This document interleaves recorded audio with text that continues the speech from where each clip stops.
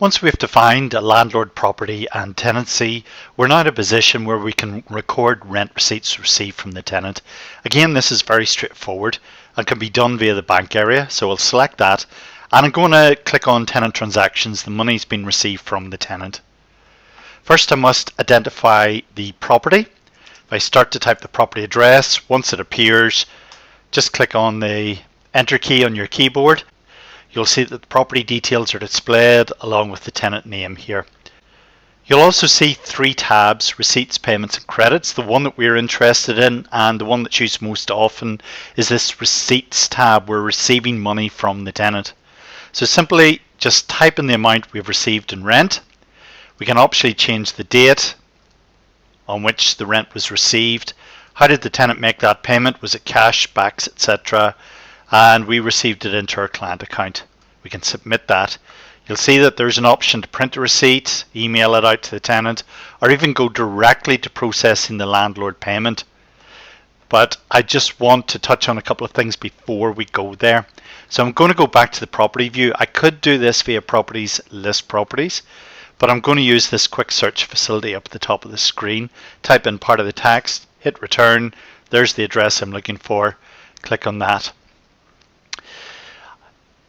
Here is the money that's currently due to the landlord. Obviously it's less than the £700 that we have just receipted. So where did these debits arise from? If I click on that, it'll generate a landlord statement for us. We'll see the £700 credit, but we'll also see that we've deducted £250 as a letting fee. But Origin has also deducted £70 as a management fee. So how did it know to do that? Well, when we were setting up the property, you'll see that there was an option there for a management fee, and it defaults in this case to be 10%. You can have your Origin account configured to have another default value, and obviously you can change that if you wish to a different value. In this case, it's going to be a percentage of rents collected, but again, other options are available: flat fees per month, percentages of rents due, etc. I'm going to go back to our own property view, 12 Queen Street, and just point out that you can vary this management fee over time. If we scroll down to the bottom, you'll see that it was initially 10%. If we wanted to change it to 9% from a particular date, we can do that as well. I'll not bother in this case. So we're £380 due to the landlord. How do we process or record the fact that we had made that payment? Again, it's via the bank area, but this time instead of tenant transactions, we're going to select landlord transactions.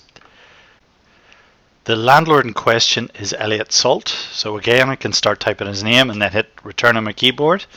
It will show me a list of properties associated with this landlord. In this case, there is only one, and it's telling me that there's £380 due to this landlord.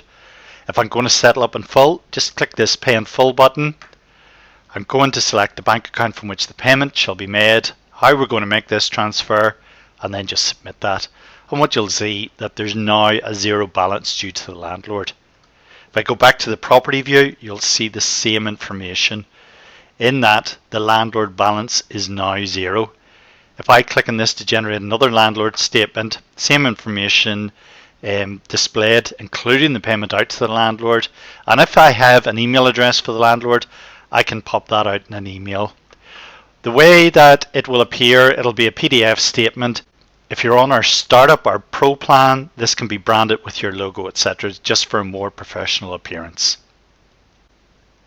Hopefully you found that useful and you can really see the benefits and the simplicity of Origin.